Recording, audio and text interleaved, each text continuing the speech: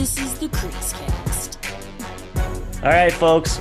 Welcome to another episode of the CreaseCast. It's our first Porous Modem episode. There's no other way to describe that two-game series and the game that we just watched. We are 10 minutes into the Ottawa-Edmonton game, so we're at least maybe 12 goals shy. Yeah, long overdue. Yeah, so by the time this episode's done, it should be like a 13-7 game for Edmonton. Yes. Barring any changes, injuries, etc. But we don't really want to talk about Edmonton. We don't really want to, because the games we're coming out of right now is like just miserable. You know what? Yeah, let's talk about Edmonton instead. This is an Oilers podcast now. Leon Draisaitl and Connor McDavid, they are fascinating. They're good, huh? They're pretty good players. There's some kind of bitter irony about having a podcast called the CreaseCast and talking about the Edmonton Oilers. Yeah. It's like those two ideas do not gel whatsoever. What is goaltending? Yeah. Do we need this? It's more of a feeling, guys. That's... Yeah.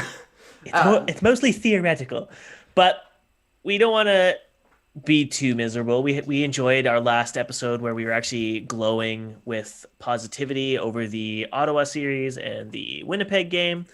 So we're going to start off a little bit of positivity, a little new segment called the Infinity Blocker. And basically what we're going to do is we're going to pick a player from the... today's game and Monday's game, or for both. It doesn't matter. Yeah. So, Lachlan.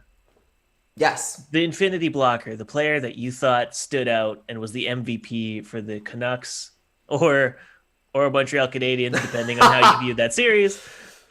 Who's your pick? Well, there are two people I could go with here. My first thought was to be, just because I'm very salty about the way that particularly today's game went. I was very tempted to just come right out of the gate and be like, this is Tyler Toffoli's Infinity Blocker to take for the entire month. But I do feel that props are in order for Thatcher Demko, who's very good tonight. And I'm not just saying that because I'm a goalie. He looked great tonight. And I know Holtby has been getting a lot of flack for what I would argue similar results really here, more or less. Demko's been making a few more highlight reel saves, which I think is giving him a little bit of the edge here. But honestly, he looked really good tonight. His reaction speed was excellent. He was really tracking the puck well. There were a couple of moments there where he really held the Canucks into that game for really as long as he could. There was the one play like right at the net where he made the save literally just in a full split, which I was just immediately just grimaced watching the highlight reel. I'm like, oh, that's a groin puller.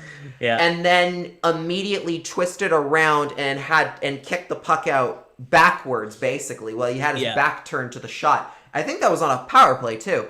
And he did the very best he could, given the lack of defense that he was getting, the lack of help he got scoring, the lack of run support up until the very bitter end of the game. I think he did. I think even then, I think he did as best as he absolutely could. Cody, what about you? I would definitely have to agree for today's game. Like some of those saves that Demko was pulling off, like you could tell. This game probably could have been a fucking huge blowout. Like this could have been like an 8-3, 8-2 blowout if he did not make some of the saves he was making tonight. Like the Canucks just weren't in it. There was no timing. Everything was off. It was exactly like the Monday game, which if I had to give the Infinity Gauntlet to a Canucks player, in a bitter sense of irony, given how vocal I've been about my displeasure with this player being prioritized in the offseason, but I think the Infinity Blocker kind of was owed to Jake Virtanen in the Monday game. Really? I mean, I thought he played pretty good, like relative to his earlier performances where he kind of just like floated and did nothing. But on Monday, like, he was throwing his body around. He was, disrupting the play with his forecheck. He was actually like pretty aggressive in the offensive zone. He back checked a couple times that were like actually like decent and not just like kind of one-offs. But like, then he gets taken out of the lineup because Travis Green wants a winning lineup, not true for Jake Virtanen, which is about as dark of a condemnation you can get for a player from his coach. Yeah, I was about to say that's not a joke. If that's not just a Cody joke. No, that's this literally is not a a thing quote that from me. That's literally a Travis Green said this in the post game. In the post game that dropped like 5 minutes ago, 10 minutes ago, whatever it was. Like, oh boy, the coach straight up saying he would rather have a lineup that he's won with than Jake Virtanen, who's coming off of one of his better games of the season. Like, if you're one of the guys out there who's like, you need to trade Jake Virtanen, like, the coach just pretty much publicly agreed with you that he can't do anything with this player. Yikes. And I feel bad now because I was so harsh on Jake like the other day, and here I am being like, he played really good. Give him a break. Hey guys, let's cut this Jake guy some slack, okay? Yeah. He's just a kid. I mean, he was good. He was very good. He was quietly one of their best players on the ice, exception of basically Nils Höglander, and that was it for that game. Even then, I always do my game thoughts, which I haven't even done for tonight's game because these are your what's there thoughts. To say? Yeah, these are my post game thoughts, and frankly, I don't even know what you could write about the game besides it was a repeat of game one, but there were marginally better play, basically.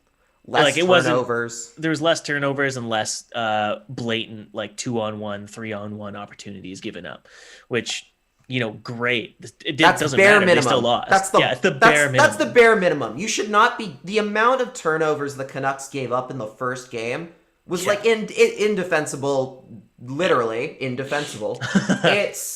And so the fact that we're coming back here being like, hey, they didn't turn the puck over as much. That's the low bar to clear. Yeah, we're talking about an NHL team here. Yeah, we're talking about an NHL. The low bar is not 12 or 20 giveaways in a single game. That's rock bottom. Did the Senators even give up that many turnovers when we played them? I don't think they did. Think so. I don't think so. This is where you kind of have to where the asterisk that we were throwing out in our last episode really mattered, because it was okay, this is a team. This is the Canucks, a pretty mediocre team with some glaring holes, playing just a dumpster fire of a team, and they lit them up, and they were blowouts. They weren't close. I think they surprised against the Jets, given their history against them, and actually tuned them, which was pretty shocking. But I think everyone in the back of their mind was okay, maybe they have some momentum heading into this new series with the Canadiens. Yeah. They've got some fire in them. They remembered how to score. It can't be that bad as the first time they met them, right? And then it's the first game, there's 8 giveaways in the opening period. It is not even close.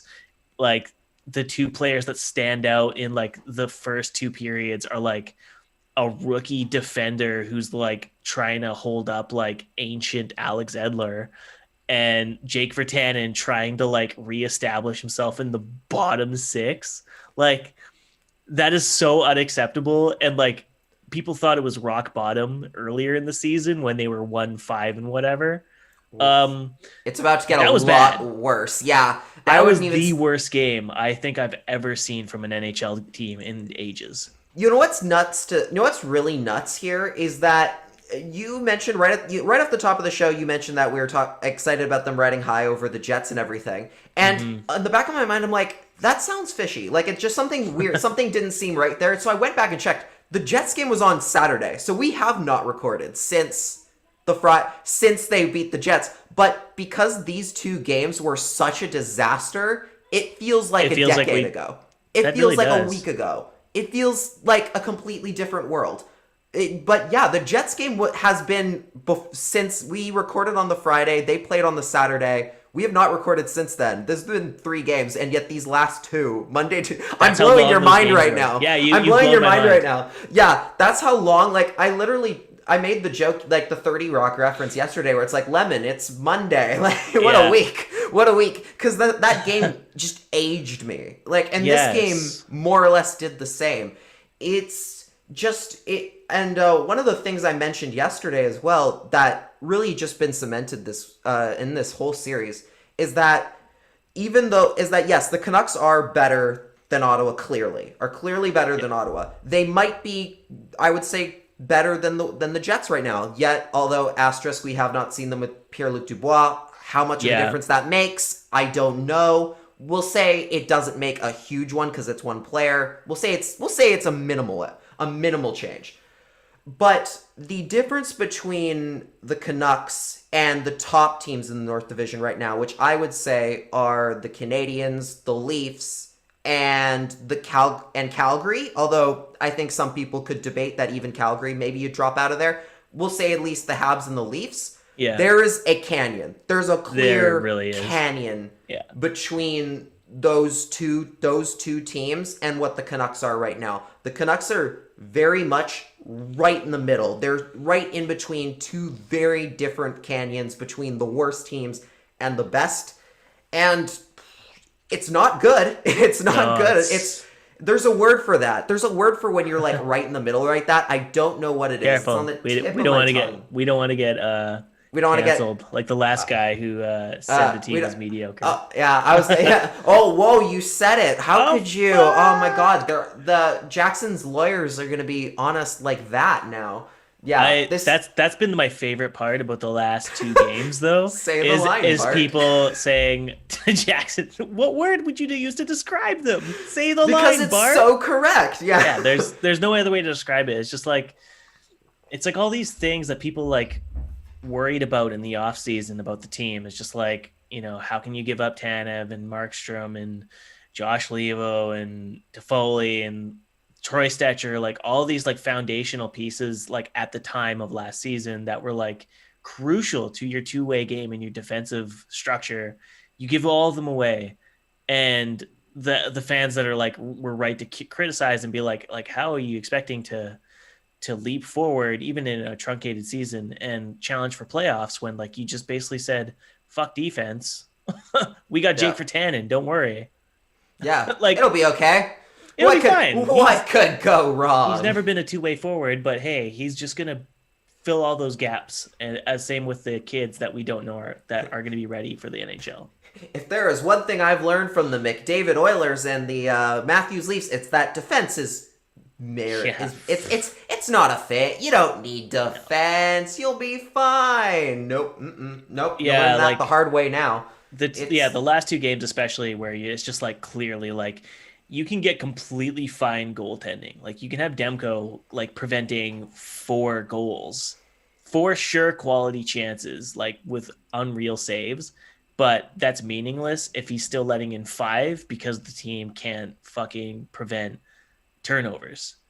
And that kind of brings us to like the first issue that we wanted to talk about, is just like, what the hell are the Canucks doing coughing up the puck as much as they are? Yeah. I have no idea where that specific aspect came from. And it's really gotten to the point now where it's even worth asking the question, right? Let's say the Canucks had kept Jacob Markstrom. Would he be saving them right now? I don't think he would be. I think they'd be in the same... Maybe they win one more game, like out of the... Maybe they win one more game out of the however many they've lost now. Or force overtime or something. Or force OT in another. But I think a lot of these wounds... No goaltender's gonna save. Stop the bleeding on that. Yeah, like 2 of those goals tonight were like just straight up defensive failures, guys not picking up the right dudes, and then like scrambling, and then a point shot comes in and gets tipped by a guy who's barely been checked the entire shift, and it goes off the ice and over his blocker side or glove side, and he has no way to stop it. Like maybe Markstrom stops it just because by virtue of being like slightly like physically larger, but like it's not enough to where you can be like, oh, Markstrom would have been the difference between a 7-1 game and and win. a 7-6 overtime game. You know what I mean? Like Yeah. maybe tonight, like if Markstrom was in net, they stop 2 of those 5 and they force OT, or at least they make it close. But so far the entire season has been either blow out your opponent with like outrageous goal scoring, give up a shit ton of shots, or don't score at all, give up a ton of shots, and get absolutely embarrassed and leave your goalie high and dry back-to-back nights. Like absolutely. And I don't know where the biggest issue with this team is. We don't really know what to do with them right now. It's so difficult with this group to really pinpoint what's wrong per se, because so many things are going wrong, but in weird ways. Like there isn't this obvious systemic flaw that you could pick out and be like, oh, if they fix this or tighten up this, they'll be fine. It'll be smooth sailing. Right. They might not be great, but they'll start picking up that extra win every now and then. Right now, there's just so many weird flaws and holes in this group that there isn't one thing that I can really pick out and say is where's there a fix. Like the turnovers. Yeah.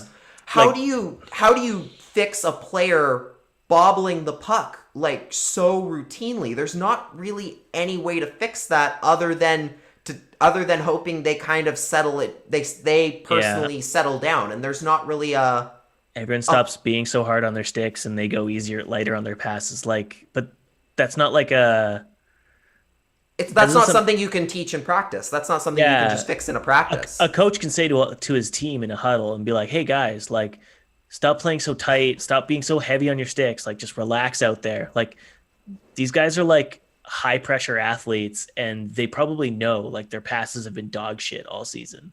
Yeah. And I don't know how many times tonight it was like just errant backhand passes that were just straight off of like a Habs player, or to know what, like Tyler Myers at one point like did a slap pass into the corner of the end boards and no one was there. And you're like, are they not?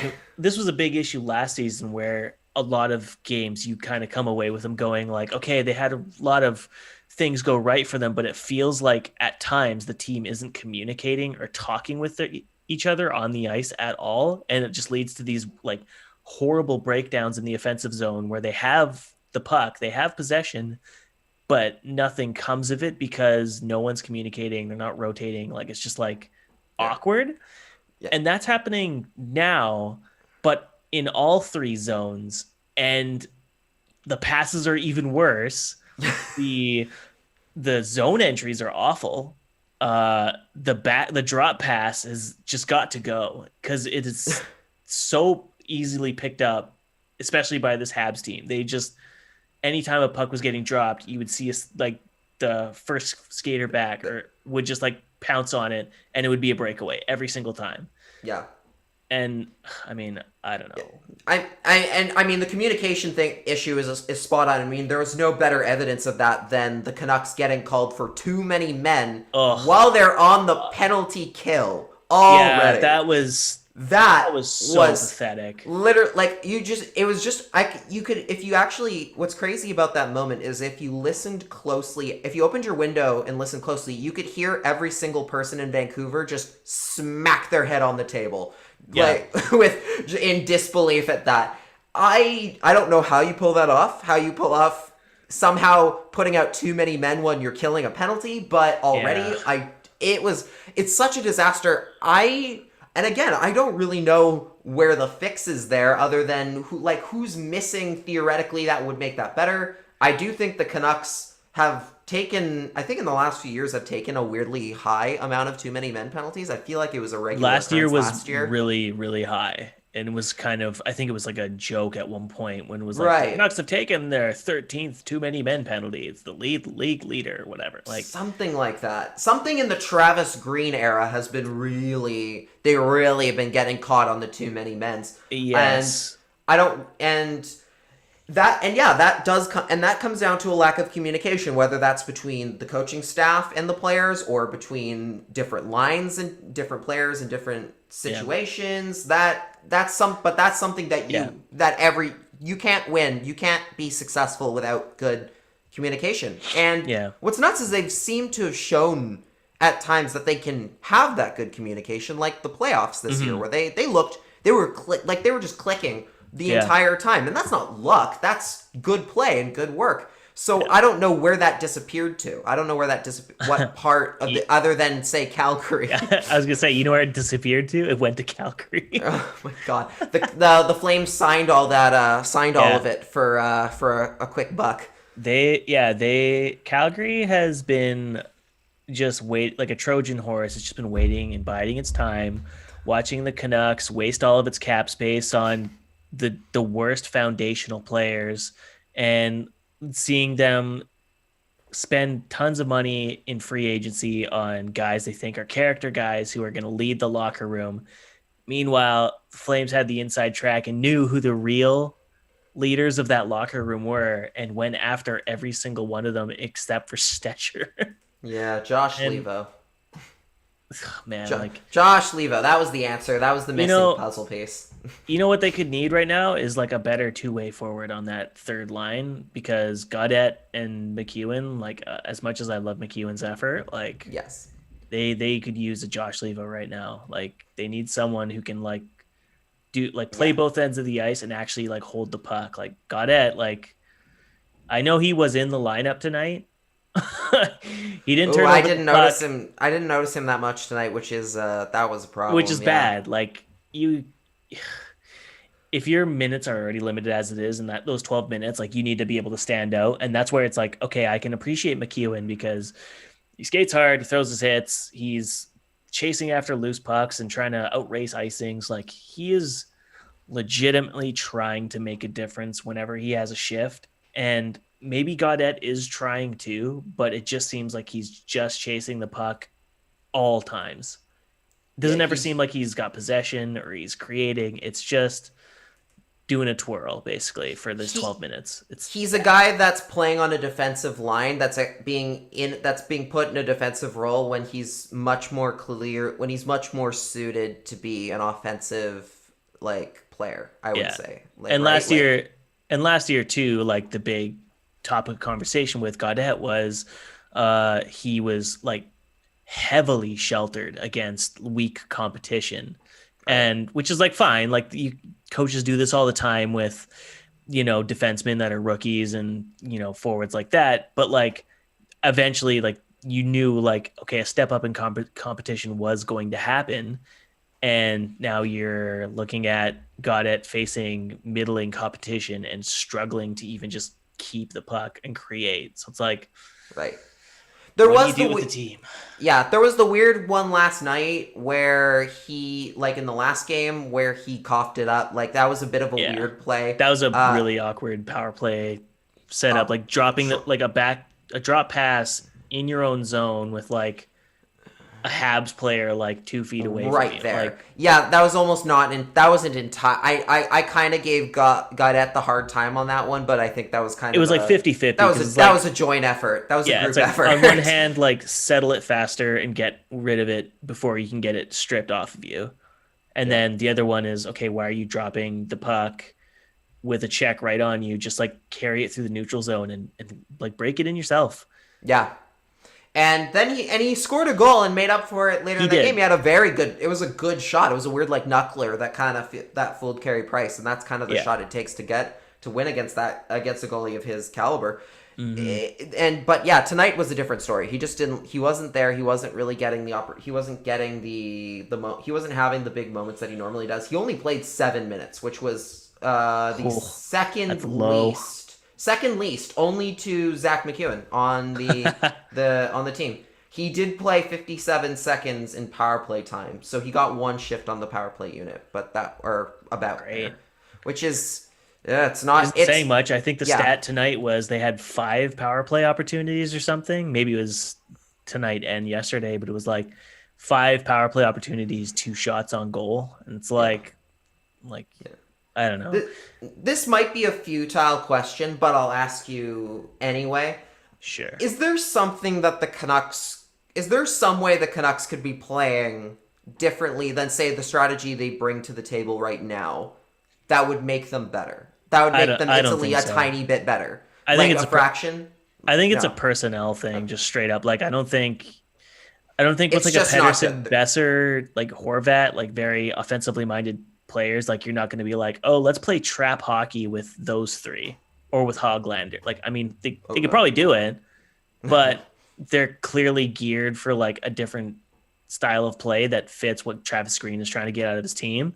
But his strategy doesn't really work of playing like up tempo, like, you know, engaging in the offensive zone like as much as they do. It doesn't work if every like 70% of your passes are out of the zone or onto the tape of your opponents. Right. Like it's mostly like personnel and execution, and while they probably have the personnel to maybe pull off trap hockey, like it just would never result in wins. Like Oh no. this one isn't getting I'm like not their suggesting strategy trap now. hockey. I'll tell you Yeah. that much. That like this isn't resulting in wins either, but I think that's because of execution issues where you have players who were like the best line in hockey last year at 5v5 and one of the most lethal power play units, and they're just like they cannot pass to save their lives right now.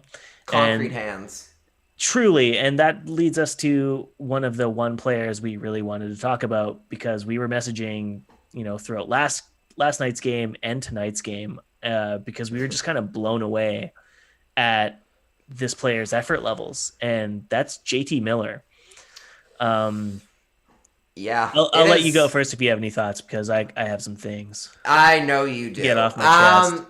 JT Miller, we talked about it on the last episode. He's a guy who really wears his heart on his sleeve. He really, when the emotions are right below the surface for him, he's struggling. There's a clear, it's clearly this is a case of a guy who's struggling, and the body language is really making that as obvious as it can be. And yes, there is no poker face. No, absolutely not. Which sometimes you need. You need to be able to kind of put on the face of, no, this isn't great, but I'm going to put it, smile through it and try and keep positive like we do here. Yeah. Positive vibes only, baby. Positive vibes only. And right now, it is not positive vibes only for JT Miller. He's really every time that he messes up, and again, it's great that he holds himself to such a high standard, but yes, it's clearly getting to him when he makes a mistake, and it's clearly making him play worse.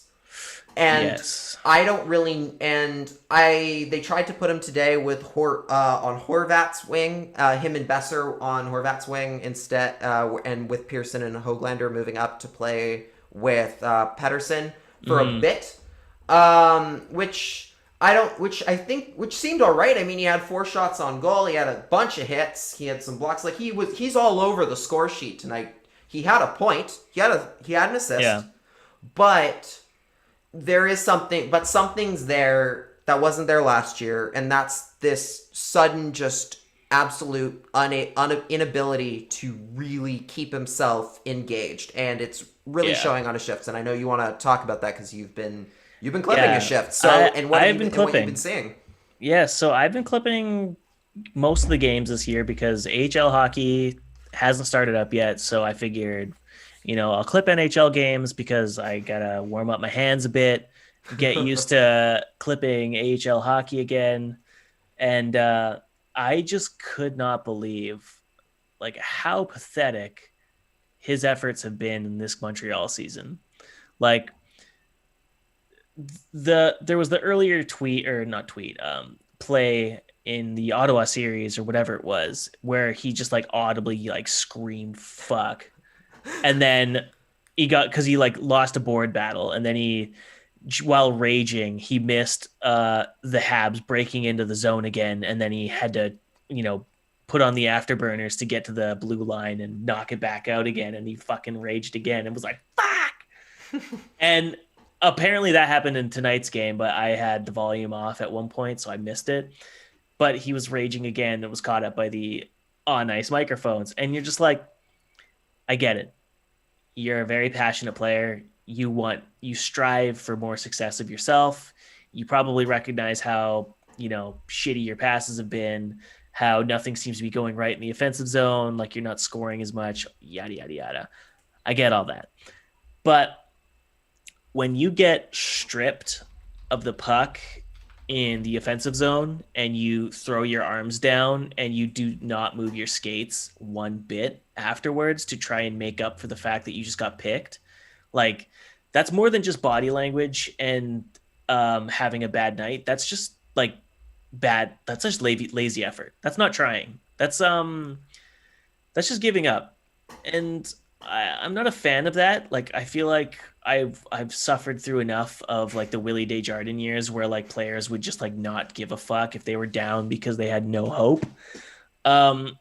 This team is supposed to have a hope right now. You have Elias Pettersson and Quinn Hughes. You have Höglander playing out of his mind as a rookie in his first year on North American ice. So there is no excuse for you to lose every single board battle. And instead of battling twice as hard to make up for your mistake, but to just like sulk on the ice, pump your feet twice, and then just like watch as your goalie gets fucking shellacked by your opponents. That's unacceptable. And the Canucks gave up a first and a pick and a goalie who will never play in the NHL, so it doesn't matter. But they gave up assets for him. And maybe you had one great year. You had the career year of your life because you had a Vezina caliber goaltender bailing you out half the time. And maybe it's frustrating that you had to watch him go, and you said as much in The Athletic when you were like quoted saying, I don't understand the decisions that were made by management, but that's the way this business works. So obviously he's teeming with frustration with how this lineup is put together and how he maybe has a bug in the back of his mind that says this team isn't good enough and I'm stuck on a team that isn't good enough while I'm not playing good enough. So he's frustrated as shit. I get that. But you know what? Höglander fucking busting his ass every goddamn shift to try and make this team win. And I have no time or patience for a dude who cost the team a fuckload ton of assets to just like give up every single shift because he gets lost in a board battle and gets absolutely dummied on the ice. It's happened like every second shift in the Montreal series where he loses a puck battle, gets stripped, and he takes 3 strides back into his own zone, and that's it. What's the reverse of an infinity gauntlet? Oh, well, that's a great question. I guess that would be I don't the know. reality stone just like gets taken out of it because that's what the world he's living in right now. It's Thanos just snapping his fingers and sending you all to it's sending everybody to whatever the alternate plane. dimension or whatever. Yeah, that's him right now. Like he deserves like the black glove that shows just how like pathetic his efforts have been. Like I said this in a message to some media people. I said, do you not feel like if Miller was on a better team, he would have been scratched multiple nights in a row by now? They didn't get back to me, but but like it's a legitimate question where it's like, if he wasn't the de facto 5th best player, like regardless of how they're actually playing right now, I think he'd be scratched.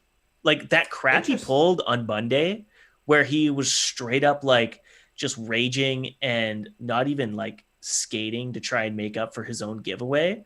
I think Travis Green would have been the type to be like, you know what? I have better players, so you can get scratched. But what do they have? They got no one. Nothing. And they don't have anyone on, like outside of Höglander, who is never coming out of the lineup at this rate. They don't have anyone else on their scratches list or on their taxi squad that has waivers. So if you wanted to pull up Mark Michaelis or, Justin Bailey or whatever, it would have to be you sending one of the forwards down to your taxi squad on waivers and hoping they don't get taken for free.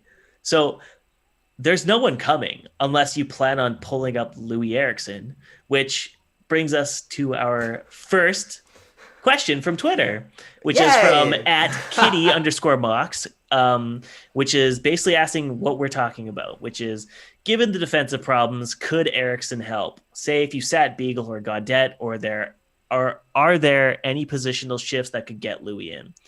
So this is the problem. Louis can only come in if it's on an emergency basis. So someone has to be injured for that to happen. Right. Then, like, I don't know. He apparently had a terrible camp and looked like ass. So it's like he's not fast enough to defend on this team after being like the defensive guy. Yeah. So I don't know. Do you take a like this question's like at saying like implying that Beagle and Gauntlet aren't playing well? I think Beagle's been playing fucking great. Really? Okay. Yeah, like for an old dude who couldn't skate, like I think he's been playing great hockey against a brutal team. He has been I'll say this, he has been a little less noticeable than usual, and I think that for him is a good thing. He's been much more quietly just winning draws and keeping things under control. That fourth line, the Mott and Beagle pairing, the Mott Beagle experience has been really good. Decent. Like Mott's done some decent work for the limited amount of time that he's been getting. And Beagle, again, not much of an offensive driver, but he's been at least. But he had a good goal Monday. Yeah, and he's been pushing the case for the Canucks here. Yeah. As well as he can. I think with Eriksson, unfortunately, there's just no space. There is no space. Just looking at that taxi squad, and the room that they got right now, unless you want to send down Olli Juolevi and take the risk of only having 6 defensemen, which for this group is not a great idea. No. Considering we're already down 2 right now, but even then, I don't even think you could send him down because, like I said, I think you have to do it on an emergency basis where a roster spot has to open up on the starting 23 via an injury, and then you can pull them up. I'm pretty sure that's how it works. You can't even put them on the taxi squad. Okay. It's some weird rule like that. I know that's what some teams have started doing because Cap Friendly had their own tweet about it saying they had this function coded into their system like when it first started like a decade ago, and they just started using it this season, and they've already used it 14 times to calculate cap space on emergency bases. So it's like kind of funny like that. So Louis Eriksson, not really a good fit. The two forwards that are battling basically for like a bottom 6 spot are guys that have wheels. I think Louis Eriksson's scratched. I think Louis Eriksson is just healthy scratched, isn't he? Now that I think about it, it's Juolevi, it's Eriksson, and Virtanen. Those are the 3. Because really? I'm looking at Cap Friendly, and I'm realizing, because I went to look at the taxi squad, and I'm like, wait, I don't see his name on here. So I went to look at the non-roster ones. He's not there either. You're right. Yeah, he's scratched. So you could play him. Play him over somebody else, I still wouldn't. You still wouldn't because your at the end of the still day, stands. You can't skate. Yeah. I mean, the problem with the team isn't it isn't such a raw they're allowing goals, therefore their defensive play is bad. It's like, no, they're literally giving their opponents scoring opportunities through awful passing and offensive plays.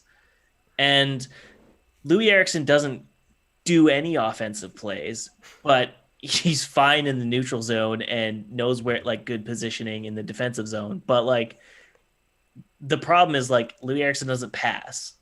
He's just there. He's just a body on the ice. And it's you're not going to take out Gauntlet who for all his flaws is at least trying to battle for the pucks and produce in the offensive zone.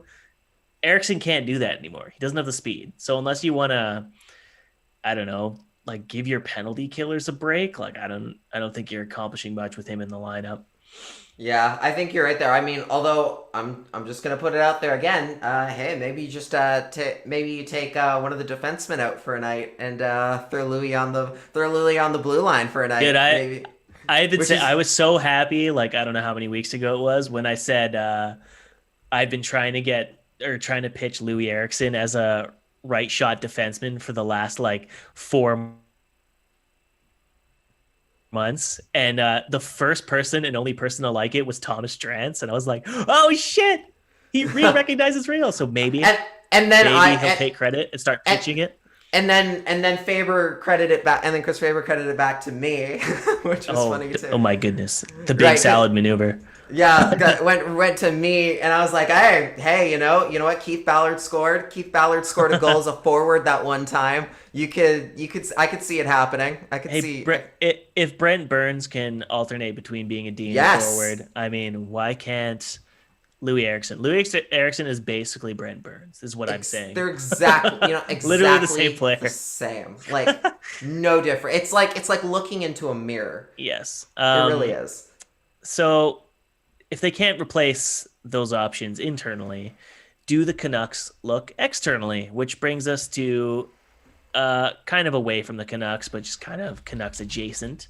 A lot of reports in the NHL atmosphere right now with quite a few players on the trade block. A lot of players have asked for trades and basically said their time with their teams are done. Canucks are kind of in that situation too, where Jake Virtanen hasn't requested a trade, but with as many scratches as he's been getting in the last couple games, you have to wonder, is he going to be fed up with the lack of ice time?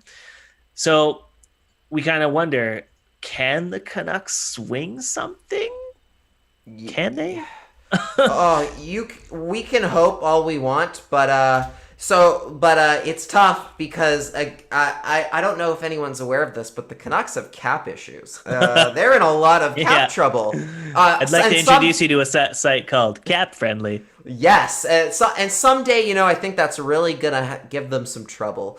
Yes. But yeah, so the trade deadline is April 12th, so you got a lot of time. Well, not a lot of time, but a month. You have about 2.5 months here. Yeah. To figure out, relative to how slow this week has gone.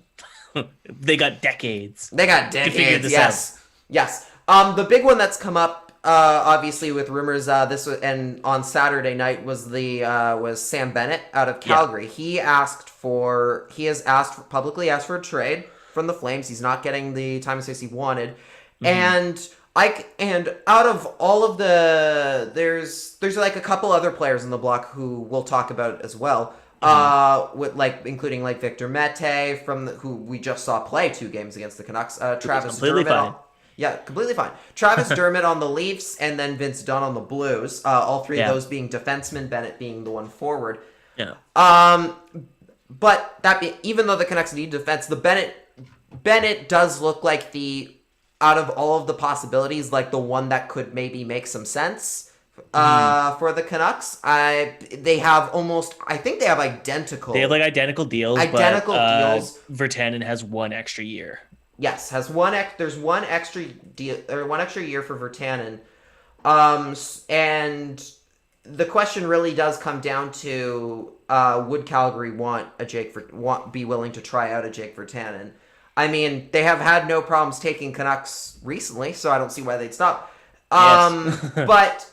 And I guess the hard part really does come down to the fact the toughest part here is.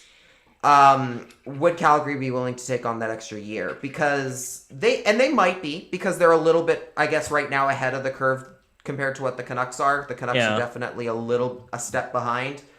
I think I could see this working though. This is a good fit of a case of two teams who don't want to have to try and go over the U.S. border and try and get a player off another team and wait the 2 weeks of quarantine to get it done. And for the Canucks, that would free up cap space in the summer, which right now is your number one concern. Your number one concern is freeing up the room to re-sign Pettersson and Hughes to contracts next time. And it's not a lot. You're not freeing up a lot of room, but it's something. It's a step forward. I don't know what you they'll think, take though. Anything they can get basically to get the cap space, right? So if you can shed that, at this point, are they really this committed to Jake Virtanen, especially after that press conference where the coach is like, yeah, I can't win with him. You have to wonder, are they going to, what would they give up to get rid of that second year? And would Calgary want to change it? I don't think they're really hurting too bad for cap space. Like who they basically signed everyone they really wanted, which was Markstrom and Tanev, right? Yeah, they have 200,000 in space, which is not enough to sign another player, but it's it's something. But they're in their like let's win now mode. Like they have Rasmus Anderson tied up. They still have Giordano for another season after this. I think Hannafin's locked up for a bit too. So it's like they're in win now mode. So if they can afford to take on a Jake Virtanen next year, the question would just be, do they actually see him being a fit? Mm-hmm. And I don't know if they want to give up Sam Bennett, who's like a perfectly fine, like bottom six forward, who's basically like a Josh Levo kind of player, but just like way better, like offensively. Do they want a guy who can't crack one of the shittier teams in the Canadian division on a longer deal? Is the headache of Sam Bennett wanting off the Flames enough to make them willing to try a Jake Virtanen and try and swap problems? Basically, is what it comes down to. The one this is going to be the key here. The one thing in trade negotiations that the Canucks might have going for them right now, particularly with Bennett, with Mete, and Dermot, the three Canadian names that are out there right now, is that all of those teams are in win now mode, and you could potentially get one of those players for a lot cheaper than their actual market value. If you're willing to trade them something that's going to help them win now. Basically, you'd be shooting yourself in the foot a little bit, but you'd be getting a great deal out of it. In the same way that they knowingly traded took Nate Schmidt from the Knights and let the Knights so the Knights could basically sign Alex Pietrangelo. Yeah. I mean, they basically knew like, oh, we're letting a division rival under like normal circumstances like improve their blue line. But if anyone's going to benefit from that, it might as well be you. Like that's the key thing here. Because imagine if, say, Nate Schmidt went to another team in your division or something instead, you'd be kicking yourself. So it makes it there is some sense there to the idea of, well, hey, maybe it's going to make our chances of winning a little tougher, but we can get some very good improvements on our team right now by sending them some guys who would help them win at the moment. Mete is the most interesting to me because I think Montreal is one of those teams that would be more that might be more interested in some of the players we have, albeit they don't have a lot of room to take one on at the moment. No, I think their whole thing was if they were trading Mete, they wanted someone with the exact same cap hit. Right. Which is like hard to do because he's getting paid like league minimum, I think. Right. Because he's on his entry level still. He's on So who would you be trading? Like Olli Juolevi, which would be like, can you imagine how bad that would look on this regime as if you're trading Olli Juolevi, your 5th overall pick, for a guy who's like a healthy scratch on most nights on the Habs. Like, but that's a tough look. Yeah. Although Victor Mete's numbers, I did a little bit of digging into his advanced numbers. They're not bad. They're actually not that bad. They're pretty for sure. Good compared It'd be a good to some player of the players pickup. I just mean in the sense like the optics of trading your 5th overall pick for like that said 5th overall picks, like line mate from junior who was taken in the 5th round. Absolutely, for sure. That is, and that's kind of something that that management. I mean, let's be honest here. If this management group wants to keep their job, they kind of have to get over that. That's kind of something they have to get over their own like, I guess, like hubris or ego, like trying to really trying to preserve their ego and keeping players and just trying so hard to make it work because they put them there. You really, because right now Victor Mete would he not be an improvement on, say, what you have right now, which is Jalen Chatfield and Olli Juolevi as your 6th pairing? I have to imagine. I will say, like, Chatfield's been decent. Chatfield's been like pretty legit. He had a tough game tonight and the previous night, but it's like when the relative is being like, oh, everyone played like shit, but like whatever. Right. Like Chatfield, like at least like did like a lot of good work in the defensive zone to break up like, rushes, passing attempts. Like he led a few breakouts too. Like he was one of the few guys whose passes were actually connecting properly. He just has no offensive instincts whatsoever. So like he can stand on the blue line and he knows when to pull off and get ready to back check, but you're never going to expect him to make some kind of highlight reel pass or shot on goal. He can barely hit the net. Mm-hmm. So Yeah. I mean, sure, it's like a minor upgrade, but like I don't know. Yeah, I mean, I feel like, I do feel like Mete has a little bit more of an upside to Chatfield in the long run. I mean, this is a guy who played on Team Canada. Like he's he's been at the World Juniors. He's done a lot of stuff, and he's done a good amount of growing. I mean, he's played with Shea Weber at points. He's seasoned. He's well seasoned. He has experience, and I think on a lot of teams he would be in the lineup. He just happens to be on the Canadiens, who are doing. We spent a lot of money on their decor to basically be all in this year, right? So it's like exactly he's in it tough to like try and basically crack that lineup. And yeah, he's younger than Chatfield, so like you would think or hope that he would have like some kind of long-term upside where he can keep improving and like kind of solidify himself. But at this point, Chatfield's like found money where it's like they didn't spend anything to get him. Yeah. He's proven himself to be like a completely admirable 6D defenseman for the Canucks right now. He was even penalty killing tonight, which is like one of his best attributes in Utica. So it's like, do you really want to spend like the asset that you got for free on like a marginal upgrade, or do you stick with it and hope his value is even higher that you can get something better than a Mete? Yeah. Travis Dermot is out. I mean, Travis Dermot is a guy who's out there as well. I think he's been pretty good for the Leafs over the last little while. These are all like the guys who are not like necessarily going to be like big offensive minded players, but in a way that's almost what the Canucks need right now, is guys who are a little bit more structured and a little bit. They need someone to basically come in right now that has like that can actually connect a pass right now. Yes, they never really found a proper successor for Chris Tanev. They never found a proper replacement for him.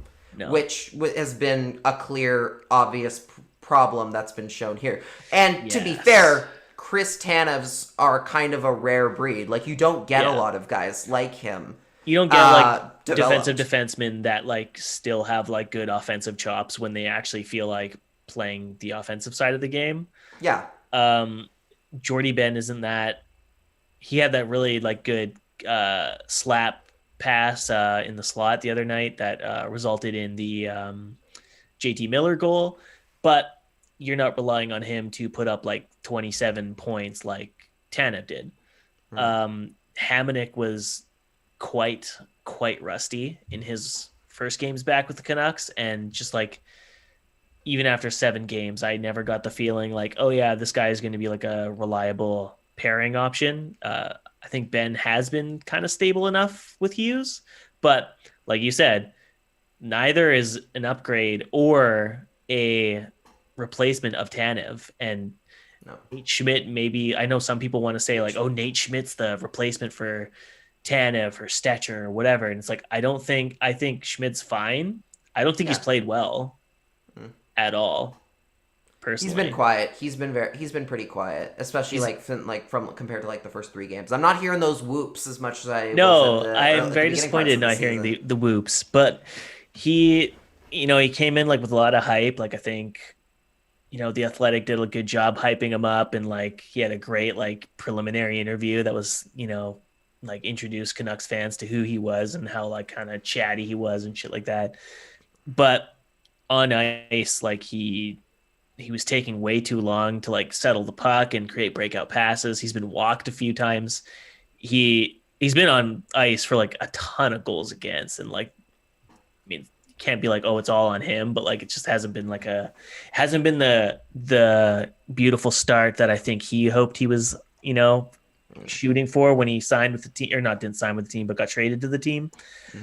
So he's still looking to find his footing, and that's what you can say about like pretty much all the defense. Really, is like they're just trying to find something that works, and maybe some nights you get like a good game out of 2 of the 6. But I mean, the last 2 games, it's like 1 out of 6, 1.5 out of 6. You're getting like quality minutes out of, and it's just like it's not good enough. Yeah. At the end of the day, it's so tough because there are a lot of guys out there who could help the Canucks right now, who could be a help to the Canucks right now for sure. But it all comes back to just especially with the other teams that they'd be dealing with in these trades, they don't have the one thing the Canucks need, which is the ability to take on some cap space and wait. Because right now, right now what you need is, even if that comes at the cost of like something kind of like nice, like a good draft pick or something, you need to start just shedding money as quickly as you can with those bad contracts you've given out over the last 2 years. And there's not a lot of teams that can do that right now, especially in the Canadian division. Especially in the Canadian division. I don't know what the Blues situation is right now. I think it's pretty close considering because they just locked up Torrey Krug for a good amount of time. Yeah, they're at 0. So they're not so again, on any of these, so you could still make these deals happen. They would just be for something very cheap, non-rostered prospects and draft picks, which will, again, they could make upgrades. They could be an upgrade, but they don't help you in the spots that you need the most help. No. Yeah, it's just like timing hasn't been great for this management group, and right now they're looking at filling a bunch of holes that none of the teams available can fill for them without them spending heavy. And it seems like after the offseason, they're kind of hesitant to make that all-in push that, despite like their own statements, like Francesco Aquilini is basically like, yep, this is playoff year, we're going for it. But none of the moves in the offseason kind of coincided with an all-in push. Like they didn't go for Toffoli. They didn't make an attempt to get Markstrom in like a 1-year deal for like a ridiculous amount or something. They just, the priorities didn't match what like they're saying their overall end goal is. So now you have all these other teams that are capped out just like you. And so all the holes that you need to fill, you can't fill without giving up picks and prospects because no one wants to take on the players that you really need to replace, basically. So it's like, it's just a mess. It's a complete mess for a year where you're basically punting on the final years of the ELCs of Hughes and Pettersson. Like that's so unacceptable. And it's like, I almost want to say like the hashtag firebenning thing that came up after the 1-5 start. Like that was too early, because you needed to really let this season settle in where it's 20 games in and you're just looking at like the fruits of what 7 years has brought them. Like I saw a fantastic tweet today, and it was like, after 7 years, Quinn Hughes D pairing on the first pair is Jordy Ben. After 7 years. So it's like, you had that long to put together a playoff contender, and your depth is Jordy Ben, Tyler Myers at $6 million for the next 4 years, and an AHL player who's playing way above his head, and like props to him. But it's like, that is pathetic when it comes to team building. Even the Oilers found Oscar Klefbom. I don't know where you guys went. I don't know where this management group went wrong. I mean, they had Darnell Nurse. The Oilers have Darnell Nurse and Oscar Klefbom. That's one more than the Canucks have. And then that's a blue chipper right now. And, you know, they have like guys like Ethan Bear, who's like completely fine. They have Evan Bouchard coming up. Like, they got guys coming. Yeah. Like they have options. Yeah, if the Canucks like have Rathbone, they are terrified to play for some reason. They have Brogan Rafferty, who is like 25, and it looks like that one game he played is probably the only game he's going to play this year, because it went about as bad as a debut could go. And it wasn't even his debut, sorry, because he played 2 games in the previous season, or the season before the previous season. So it's like, he played against the Knights, right? That was the Knights game. And he was, whatever. But it's like, They traded there's somebody like the next day after that, didn't they? That was like a thing. I feel like that was the thing. maybe No, was, you know no. who You're I'm thinking of Philip Larson Philip or something. Holm. I'm thinking of Philip Holm. Yeah. He played the one game against the Knights and then was immediately traded the next day. I forget who. That was that was funny though. You know who he was traded for? Brendan Leipzig. That's right. Oh no. Which is a great segue into another player who might be joining Brendan Leipzig in the KHL.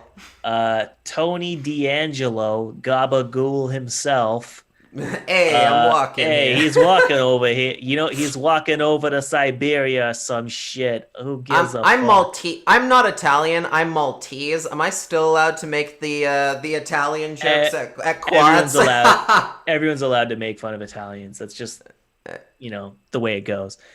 I have Italian blood in me, apparently, on my mom's side, so I'm allowed to make fun of everyone and anyone I feel like it. I have Italian family, as in my mom was an exchange student in Italy for a year when she was in high school, and we've gone to visit her exchange family multiple times since. Yeah, that's nice. So I'm kind of there. I'm a little way there. You're allowed to make fun of your exchange family. That's how that works out. Yeah. So, and I've just been canceled. Well, good night, everybody. Thank you for listening. Show's over. All right. So speaking of Mario and Luigi, we have the third Mario brother who belongs in the sewers. So Tony D was if you don't know, if you're listening to this podcast, Tony D. If you are not on, if you're not on Twitter or Parler, on Twitter or wherever, but if you're listening to this podcast, you've stumbled upon this part of the show. Tony D was known prior to his draft in 2014 for being suspended the longest amount of time of any junior player because he was directing hate speech towards his own teammate.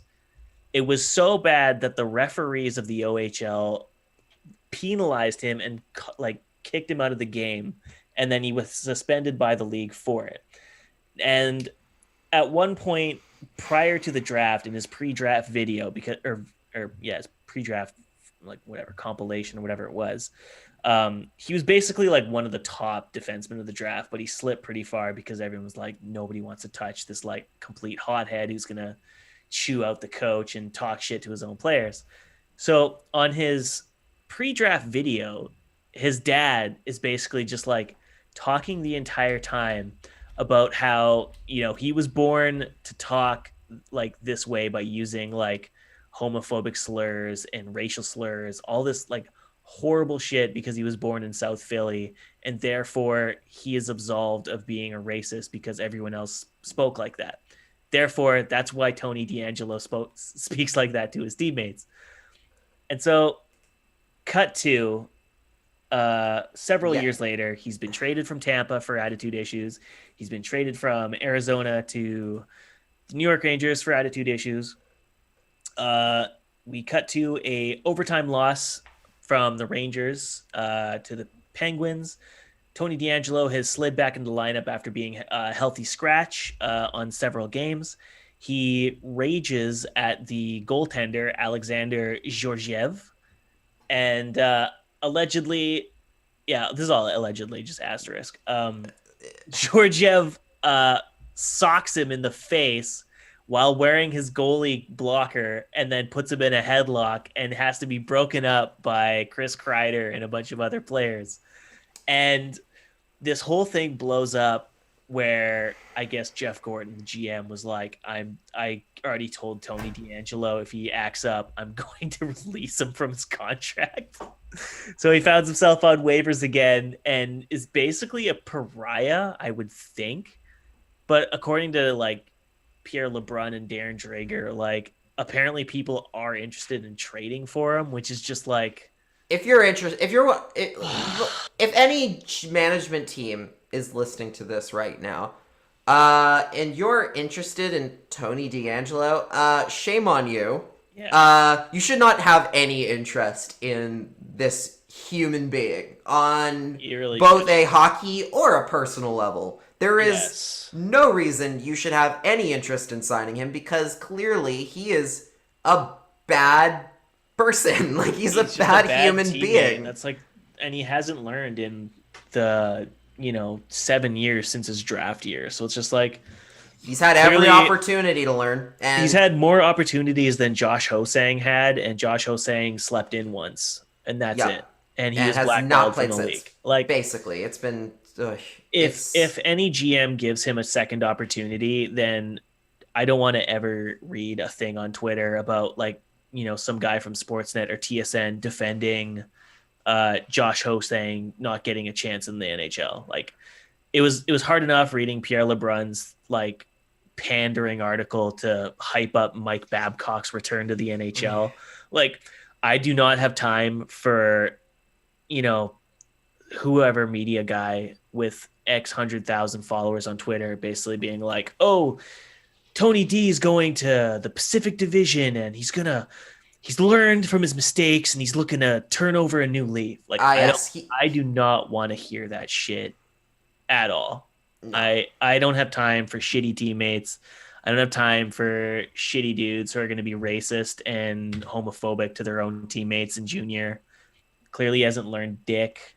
Yeah. Fuck this it. is Fuck this that is guy. a guy so this is a guy also like this is the other interesting part is there was the whole question of came up in the press conference that they held because the Rangers said that he has played his last game for the Rangers. He's at home. He's not even going to the AHL because that's how toxic he is. Yep. That's how toxic he is to this league. And somebody asked did his Twitter, his social media presence come into play? And they said no. Yeah. Which if you saw his Twitter before he deactivated it, it's amazing because it was holy. It was the not only forget even the Trump stuff. It's the whole he was part of the COVID's a hoax thing. He was just all over all of that really really sad racist dog whistle crap. Yeah. And then he deleted his Twitter, went to that right-wing social media platform Parler until it got shut down. Said he would never come back. Said he'd never come back and it shut down 2 days later. And then this very mysterious Twitter account called New York Fan, popped baby. up overnight, and its only tweet was defending Tony DeAngelo. And then shout out to a person who I am at least semi-familiar with on, which is Nathan CS at Nathan CSN on Twitter. He did this great thing. He totally dunked on him and said, so funny. And because everyone was like, "Hi Tony," because immediately everybody knew it was Tony DeAngelo's brother. And Tony is now allegedly New York Fan was like, "Oh, I am not Tony DeAngelo. I don't know why you guys think I'm Tony DeAngelo, and I also don't know why you're all sending me Olive Garden stuff." I've never tweeted about Olive Garden. I've never tweeted about Olive Garden. And then Nathan sends this screen grab of fake HTML code, literally just HTML code, which is meaningless, completely meaningless. It's just a source code. It's nothing. There's absolutely nothing in there, and no proof of anything of proving it's Tony. But he posts it and he's like, "Oh really? Then what's this?" And then the account's like, "What is this? I'm gonna sue you for hacking. How did you get this?" Yeah. Completely, it's so funny. Completely outing himself. It's so and then good. Somebody else claimed to have got him again by actually DMing him a link to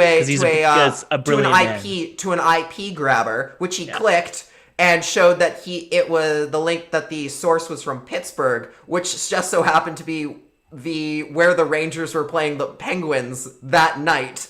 And so funny. It's so completely obviously him, and he's liking tweets, hating on his teammates. I mean, he even tweeted last night saying that, "Oh, the Rangers are gonna lose."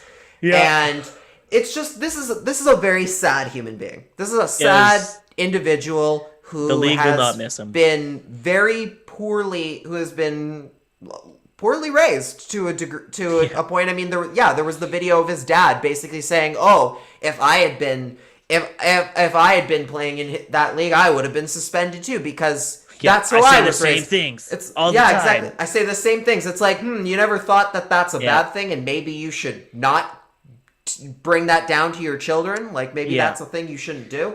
And it's just, it's pathetic. It's completely pathetic. And he is a player that had, like, he's good at hockey, but that shouldn't matter. Like, it should not matter. No. He's not a good person. He's clearly has issues. There's the whole Keandre Miller situation that's being debated whether or not there's, like, it's one of those, like, risk there too. Yeah, like, any of that's true. Yeah, like Blue Shirt Banter said that according to their sources, this isn't the SB Nation Rangers blog. They said something along the lines of Tony DeAngelo was not only being a kind of like a hostile teammate towards Keandre Miller, who is the young black player on the Rangers, also allegedly kept his first game puck. And some people have refuted that since. And I think even his agent, Keandre Miller's agent, has said that's not true. But, of course, like, this could be one of those situations where everybody, like, I feel like there's almost like a sense of, like, all the sources are kind of telling the truth. No one's lying. There's kind of just like, the truth is somewhere in the middle. They're shaping the truth. So it's like, let's try to, like, take the narrative off of my client, Keandre Miller, and just, like... Right. Try and let it like fly away as Tony DeAngelo moves to another team, and then that's that. I think that's what they were kind of hoping for. Right. And I can't blame them too, because like if you're Keandre Miller, you're like, okay, look at all the prominent like African American like athletes that have spoken up in this league, and they get labeled as like a problem. Or like an attitude issues. Like he's like, this is my first year. I've barely played 20 games, and like I do not want to get that label. I don't want to be, Evander Kane or whatever, where everyone's just like, oh, he's a problem child, always has been because he's black or whatever. Like he doesn't want that, and rightly so. Like he wants the narrative to just be, nope, I'm a good hockey player. I'm just a good hockey player, and Tony DeAngelo is a fucking shitty teammate and a crappy person. Yeah. Tony DeAngelo and I have nothing to do with each other, kind of thing. Yeah, exactly. And it sucks that this poor kid has to basically do damage control, especially for a guy who doesn't deserve it. Like, the New York team should feel shame. Yeah, like they should be ashamed of themselves for putting him in this situation. I don't know how you could have Tony DeAngelo in your system where Blue Shirt Banter's like, oh yeah, DeAngelo was vocal and had issues and problems with Georgiev even back in Hartford. So it's like, if he did, why the fuck is he in the NHL if he's a shit-ass teammate? Exactly. I don't care how good your guy is. If they put him into this. Like, it's such crap. It's the mess that they have thrown that group into is such a disaster. And I don't know what... I don't know what they... I mean, yeah, sure, you got rid of him. Good. Again, like we've meant... That's the bare minimum. It shouldn't have come to this. It should have been dealt with a long time ago. It should have been clear that he was not a good fit, and no matter how great his skills are. And hopefully I hope we never have to see Tony DeAngelo or hear about him again, because frankly, it doesn't matter. He doesn't matter. He should not matter on our. He should not even come on our blip. I mean, he's a third pairing defenseman at best. Yeah. Like. He shouldn't have even come up our blip. It's on our radar as a blip on our radar. We're sorry for tainting. I mean, everyone's already having a hard time just processing those Canucks losses, so we're apologizing. Take your frustration out on him. No, Tony DeAngelo. Yeah, send all your hate mail to pull Roxy Fever. Send all your hate mail to Tony DeAngelo and his dad. Yeah. If you hate the way we've handled this episode, please tweet us at NYRFan923. Yeah. There's a lot of numbers at the end, but you'll find it if you search. There's a lot. Yeah. Yeah. So just a little break to update our listeners. It is 4-1 Edmonton with 3 minutes remaining in the second period. So just so you're aware of the scores as we go through this podcast. Tight defensive game. So tight, it's almost like a playoff game. It is almost like a playoff game. Well, speaking of playoffs and tournaments, The Athletic just put out it's from Pierre LeBrun. I don't want. There's two of them. There's two of them. There's the Drance one, which we'll definitely go look at. I don't want to go over Drance's because he said Drew Doughty should be one of the defenders on Team Canada, so I have no time for Drance's picks whatsoever. Thomas, how could you? So we can just do this like the easy way. So if you want to open the LeBrun one and just pick like the forwards that he's listed, I mean, I'm kind of shocked Bo Horvat cracked that list. I am too. I think he's like great, but like when you think of like all the great like Canadian players, like I am shocked like at some of the players that like he cut out, that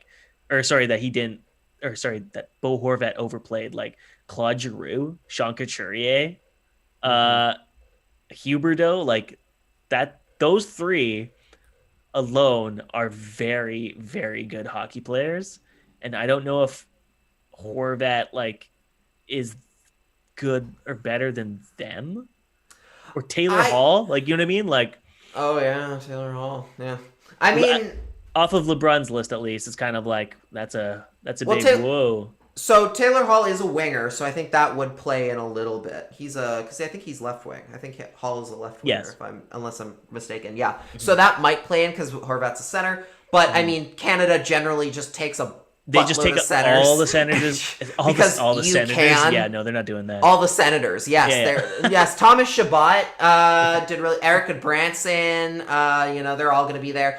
Well, I think you're looking at a case where where 2022 could be a transitional year, where you're going to see a lot of like older guys, kind of who would normally be on, who used to be on this team, with regularity, are not going to be on there anymore. Like outside of Sidney Crosby, I mean, there's a lot of like I'm struggling even to see if how many. I don't think there's many guys on this team who are even on, say, the team that made the 2016 World Cup. The World Cup in 2016, which is the most recent one. I mean, there's Crosby, there's McKinnon, there's Stamkos, there's O'Reilly and Bergeron, and I think maybe Tavares was on that team as well. Outside of and Marchand, of course, Marchand made the team.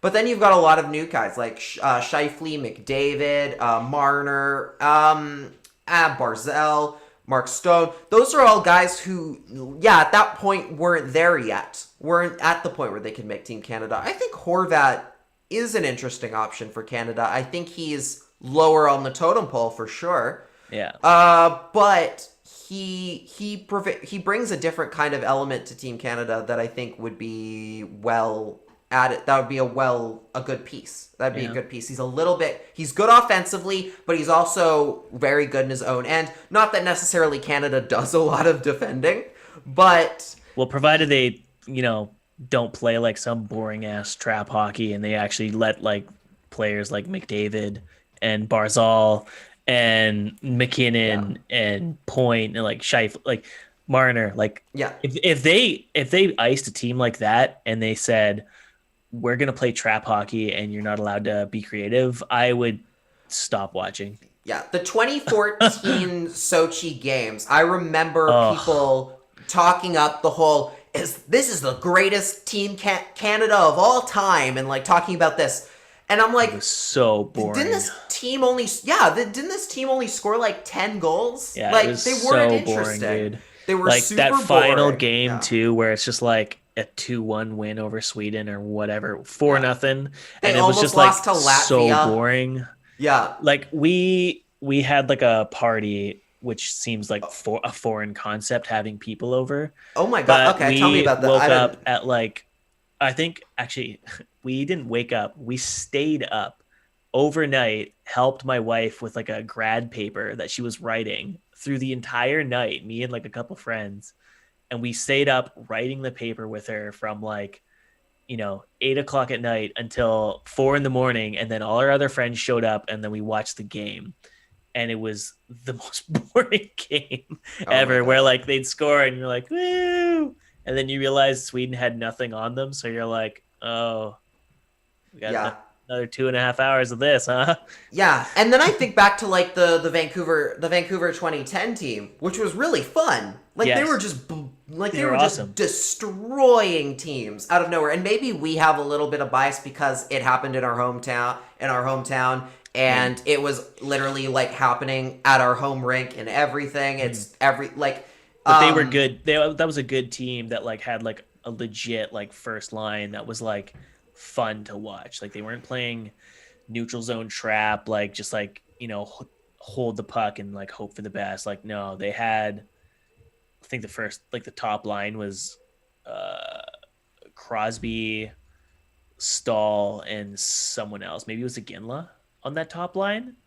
I think. I don't Yeah, know. again, It was like rad. because the famous Iggy as Yeah. Crosby trying to get that pass. That was such. It was and there was like Crosby Stall. I think was playing on that line.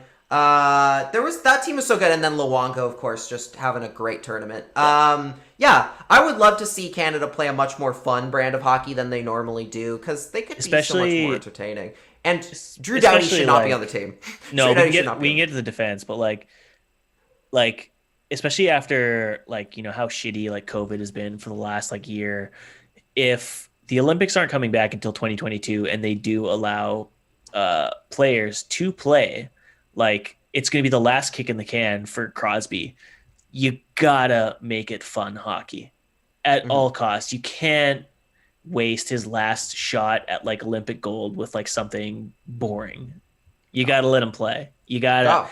he's like a peacock. You got to let him fly. All right.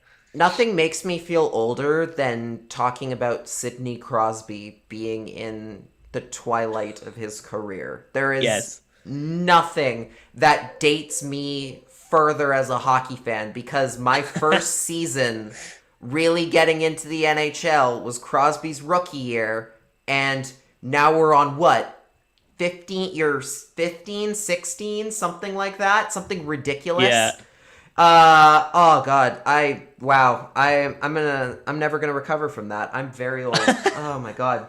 This has been a long decade. It's been a long decade and a bit here. It really has been. And I don't know, just like it's kind of like tough reading the projected lineups for a team or a 2022 team because it's just like, that seems so far away now. And it's just like this past, like the way COVID's going, it's just like hard to like see through the fog, basically see through the trees and like be optimistic about like seeing like a team like this playing the Summer Olympic Olympics hockey again.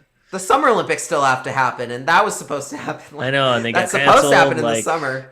Like that's supposed to still happen, but in the summer. But oh my god! I know, and we're seeing NHL games getting pushed back even further. Like we had, who was it? New Jersey's season get delayed until the 6th. Like yes, the Sabres also have guys now on protocol, and they're apparently super pissed at the Devils in the league for not being more telling them being more open with what's going on. So that's a whole controversy. Yeah, like that's gonna be a whole nother story playing out the next couple of days. Yeah. Which is just sad. Oh my god, because we got there. Yeah, a lot's going wrong right now. I guess we're kind of wrapping up the episode here pretty much. So... if there's one good thing going on in your life right now that you would like to talk about, now is the time. Let's try and finish this off on a high note. What's something good going for you right now? Well, that's it, folks. We'll talk to you later. Wow. I'm kidding. That is telling. Okay. I think the best part of the COVID pandemic is that like it's just like a lot of time that I get to spend with my lovely, darling wife. It's a lot of movie watching, which is something we used to do like all the time, but we couldn't anymore because theaters like all got shut down. So it's like basically like streaming stuff illegally. Or illegally, I mean. Yeah. And I don't know. So I'll pass you my Disney Plus Plus password. So like I always try to like be like a bit optimistic. Like I spent a lot of time with friends, like high school friends that we used to hang out with all the time. Like obviously I can't see them anymore, but like we've probably spent more time talking and like hanging out via playing Call of Duty than like probably we would have if like there wasn't COVID going on. So that's a positive. I'm grateful for the time I've been able to spend with people that actually matter to me through unconventional means, but I appreciate it. Lachlan, what about you, buddy? Something you're Well, grateful for? well, WandaVision has been really good. I'm just Is gonna it? Is it say, really? yeah, it's really good. I've heard some people have mixed feelings about it. Yeah. It's an interesting subject. I won't go too much. Obviously, I don't want to spoil anything for anybody, Yeah. but it's one of those shows that that really dives into what superhero comics can really be. Besides just when you adapt them for television and movies, besides just like super serious and gritty, sort of thing. And Marvel's always had a good balance of humor and seriousness. They've done a pretty good job of that over the years. This one really goes into the humor aspect, into the humorous and the more like wacky aspects of comics, because comics get nuts. If you've ever like been to the comic store, there are so many weird comic books out there and different like versions of superheroes out there. And I think this is really true to that, and they can get more experimental with it, and it's been quite good. And I will also say that, I think I've gotten the opportunity to do a couple more things that I normally wouldn't do. If this weren't a pandemic, I think I've had a little bit more time to try and, play some games and like try and make some friends around here. And it's pushed me a little bit more to, try and reach out to people that I normally would be a little bit more scared to talk to. As you know, Cody, you're very intimidating. I am very. Yeah. When I asked him to come on join the podcast, he was like, "What did you say to me?" No, I actually blocked him. Yeah, he just blocked me for a few days, and then was kind of like, I guess I'll do it. I'll do it for charity. Like, if you're a charity case, I'll do it. Yeah, just so everyone knows, Lachlan is going through his entire retirement fund just to pay me to be on this show. yeah, I am. Oh, the bonuses I've been shelling out lately. I am the Louis Erickson of this podcast. Oh God, what does that make me? Oh no. You are. God. You are. I'm not the Pedersen. I'm definitely not the Pedersen here. I'm like the. You're kind of like. You're kind of like a cross between like Niels Hoglander and that's good. I like Quinn that. Hughes. Just kind of like. Okay. I'm okay. Kind with of that. young and innocent, and like that's just the way it goes. Okay, fair enough. You know what? I'll take that. And yeah, I'm hoping I do more of that. I'm still working on it. I have a little bit of a social anxiety thing that I work on every day. But I think every day I'm getting better at it. I'm getting better at talking to more people, especially like people around here, because I didn't have a lot of friends before I moved here. So that's something I got to work at and get better at. So yeah, I would say that's going well for me. Good. We're glad, man. And to everyone that's listening to this podcast, we hope you guys got some good going on. Obviously, the Canucks aren't doing us any favors lately with their garbage-ass play. But as always, leave us a review on Apple Podcasts. Leave us a little message. Let us know what you're grateful for during these hard times, because we know it's not the Canucks. So let us know. We love the good vibes. We are a good vibes only channel. Yeah. We try to keep it good vibes as much as possible. So as always, if you like this content, subscribe to the CreaseCast YouTube channel. Join the CreaseCast Patreon if you like. We have $1 and $5 tiers, and Lachlan's churning out content like crazy with his what is it, power rankings? The North Division power rankings. They're goofy, they're stupid. Do they have any actual analysis? They have a little bit, but not much. It's mostly just for fun. It's mostly fun, and that's all we need. We need fun right now. So I think the next little bit of the schedule is I think a Calgary series, or no, it's the Toronto series. The big Toronto That'll matchup. Be, if you thought we were negative now, if they lose 2 more straight to Toronto, one of the top teams coming off of a big giant layoff, boy, we're gonna have something to talk about. Sure will. As always, folks, thanks for listening. We really appreciate it. Lachlan, where can they find you otherwise? You can find me on Twitter, Instagram, and Facebook at Lach and the Crease, and you can find all of my work on lachandthecrease.com. Cody, what about you? Hell yeah. You can find me at Cody Sievertson on Twitter or on cometsharvest.com. So close, so close. Game recaps starting this week. It seems kind of surreal, but the AHL is actually starting this Friday. I can't even believe it. Well, I mean, we'll see with the Barracuda Yeah. thing that came out recently. Oh Yeah, boy. we're seeing games getting pushed back like crazy. Like I'm not holding my breath, but hey, if they do, you're gonna see some game recaps from your boy. Until then, folks, we'll catch you next episode. Bye. Bye.